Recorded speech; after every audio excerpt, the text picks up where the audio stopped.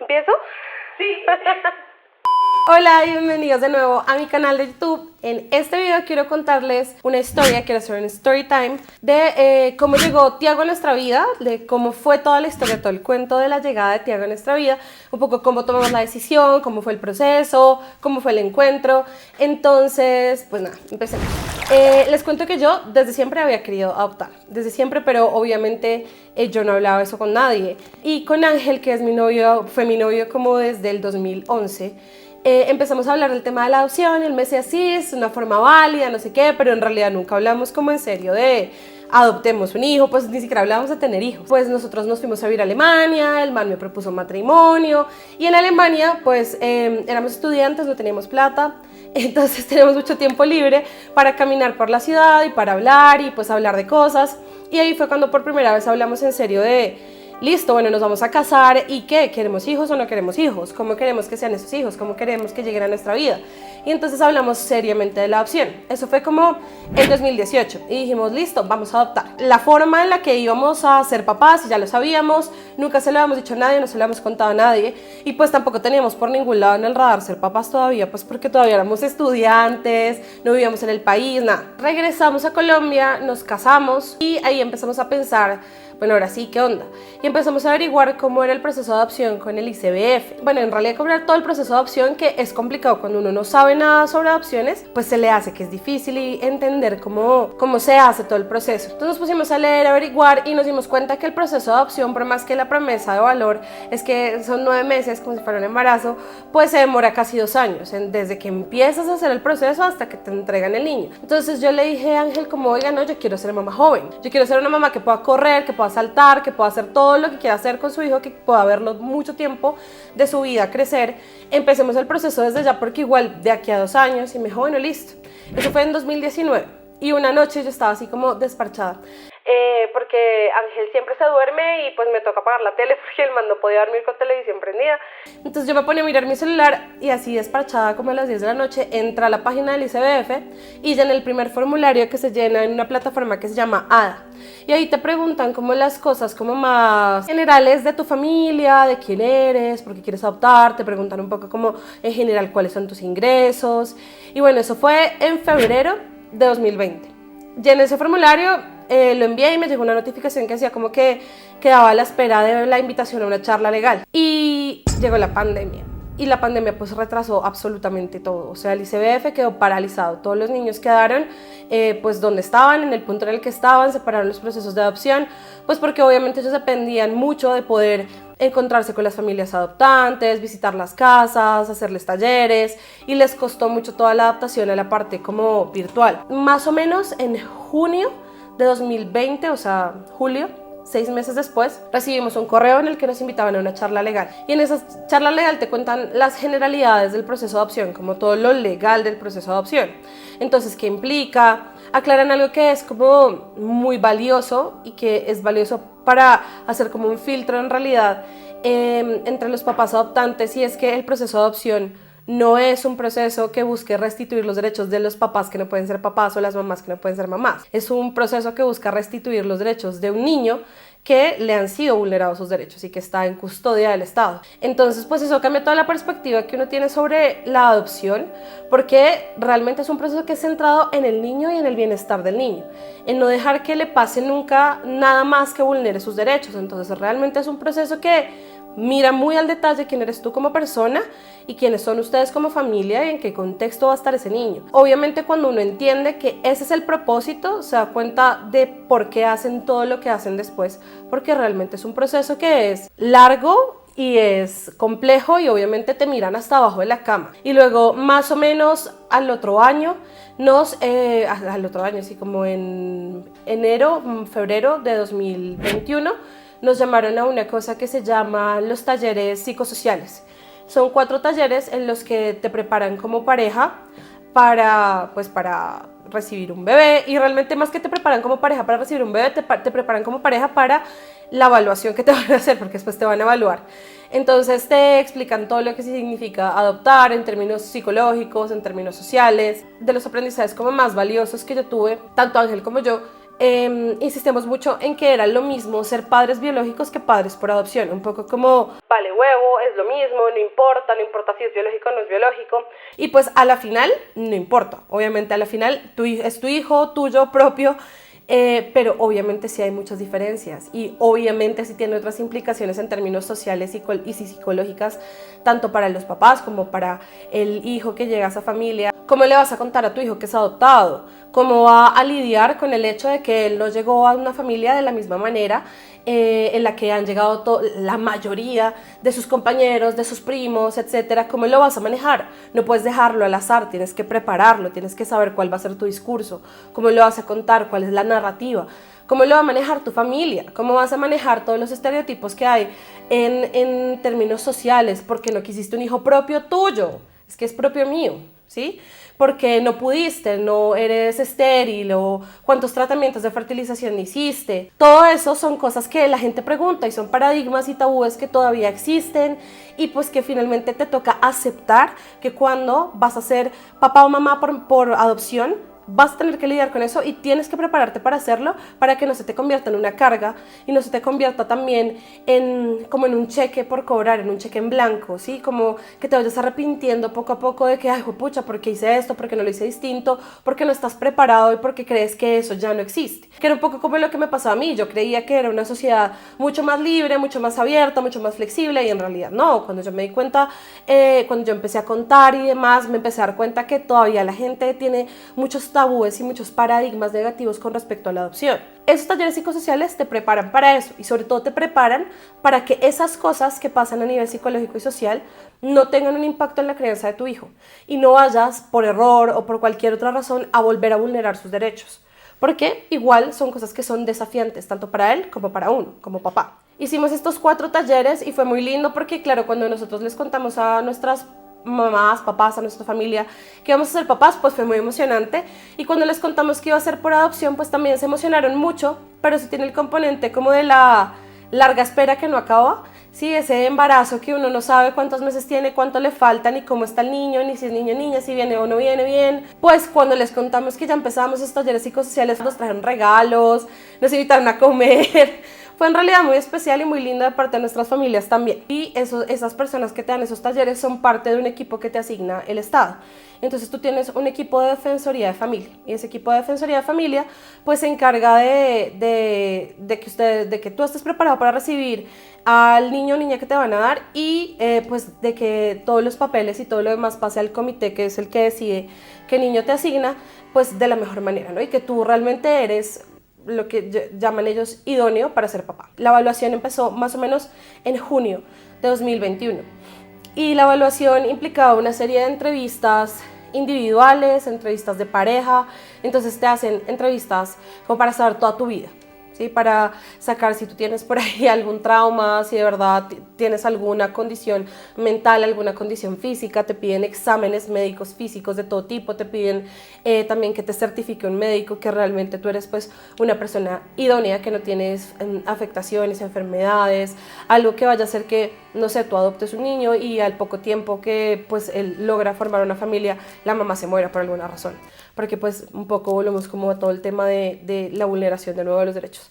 Luego te hacen también unos tests psicológicos, que eso es horrible, porque realmente tú no sabes qué responder, hay preguntas confusas, tú sientes que todo lo que estás respondiendo está mal, que está mostrando que tú no estás equilibrado, incluso así tú no tengas ninguna condición mental, ninguna enfermedad, nada, te sientes mal, te sientes muy vulnerable porque estás mostrando pues absolutamente todo lo que eres va a definir si realmente puedes ser papá o no, entonces es mucho de que te están evaluando a ti como ser humano. Entonces es un periodo bien difícil y bien vulnerable. Te hacen también como entrevistas a tus familiares y una visita domiciliaria. Como nosotros estábamos todavía en pandemia, todavía no habían abierto, las instituciones del Estado no habían regresado a trabajar presencialmente, lo que pasó fue que todo lo hicimos virtual. Entonces nos pidieron videos de todos nuestros familiares, amigos, toda la gente que iba a conocer o a tener alguna relación con el niño. Y yo creo que era un poco en búsqueda como de ver cuáles eran las condiciones de aceptación de la familia del tema de la adopción. Pues a nosotros nos pidieron que mandáramos un video de la casa porque pues no podían venir a hacer la visita domiciliaria, entonces tenemos que mostrar absolutamente todo. Con eso mandamos todos nuestros papeles y un tiempo de evaluación en el que el comité pues iba a decidir si nosotros éramos idóneos o no. Y por fin nos llegó una notificación de idoneidad. La notificación nos llegó como en septiembre de 2021 y ya nada, de ahí era esperar, y esa espera pues es horrible. Además es horrible porque todo el mundo te está preguntando ¿y qué has sabido? No he sabido nada, no te dicen nada, no te cuentan nada, no te dicen en qué puesto estás, porque además depende, ¿no? O sea, es una lista de espera, pero también depende del niño que esté, porque ellos buscan que la familia haga match con el niño, o sea, que realmente pues se ajuste. No es que te entreguen a cualquier niño el que venía en la fila, es el que te toca, no.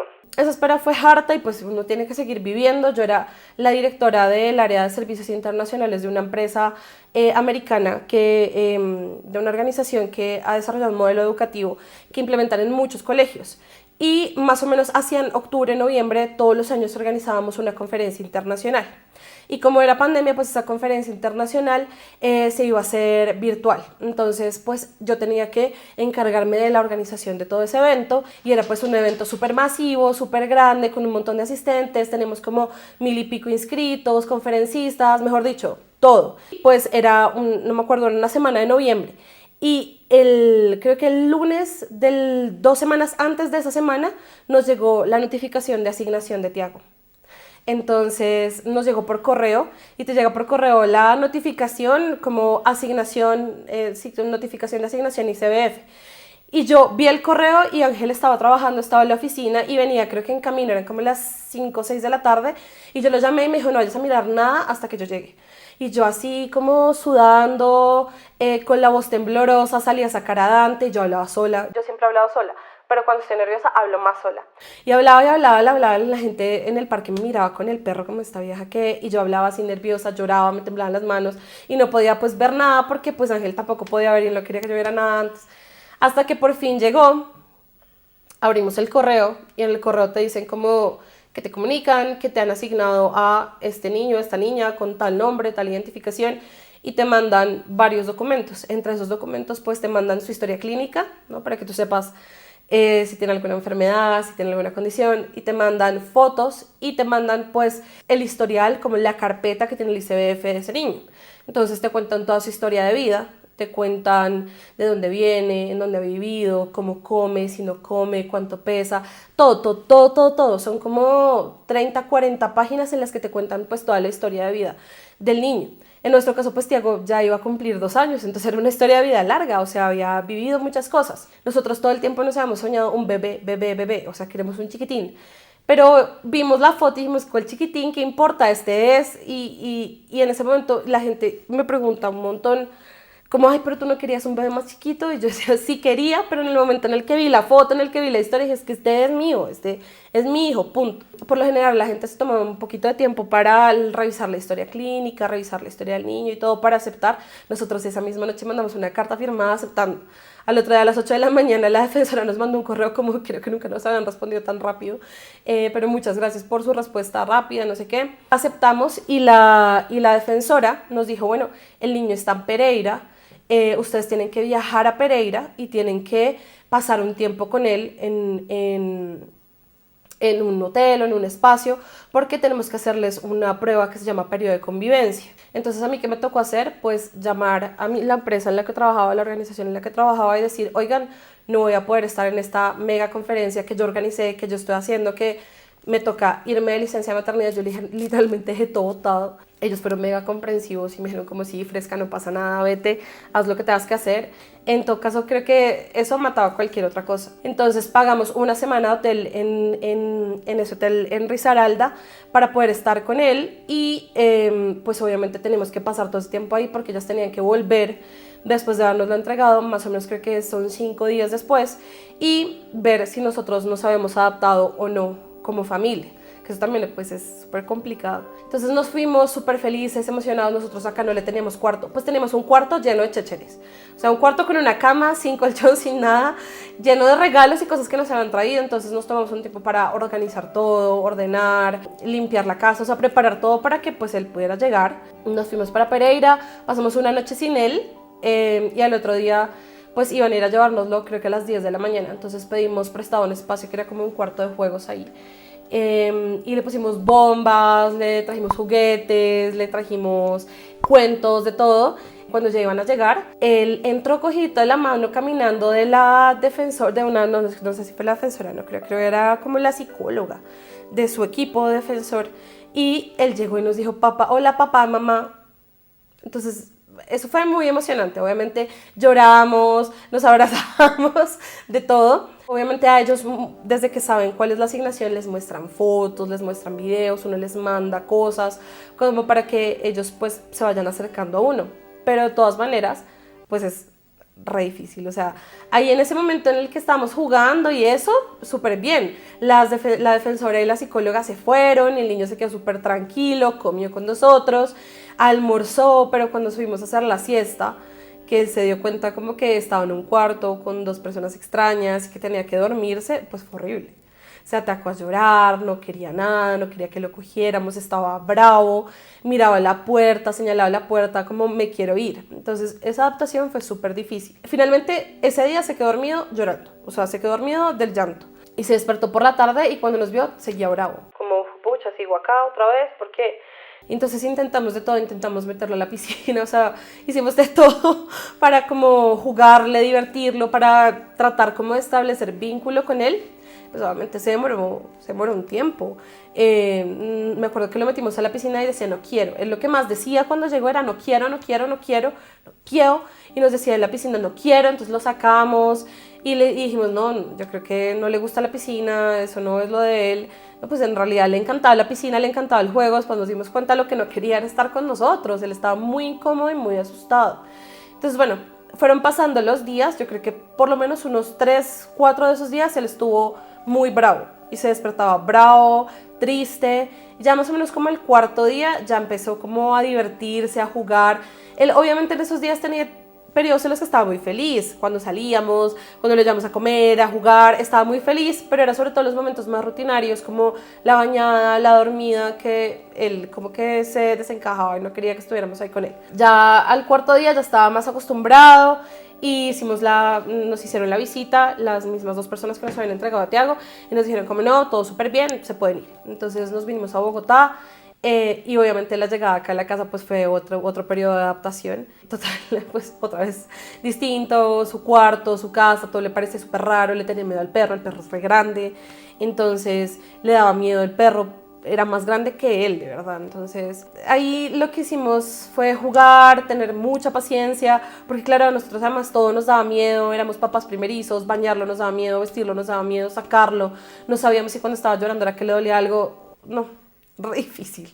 Y aparte todo en el ICBF te dicen que te des un tiempo en el que estén solos papás e hijo, o sea hermanos, sin involucrar a las abuelas, a las tías, a los amigos, porque para ellos es muy fácil generar vínculo y sobre todo que generan vínculo con señoras mayores, porque por lo general ellos están en hogares con personas que, pues como señoras como nuestras mamás, por ejemplo.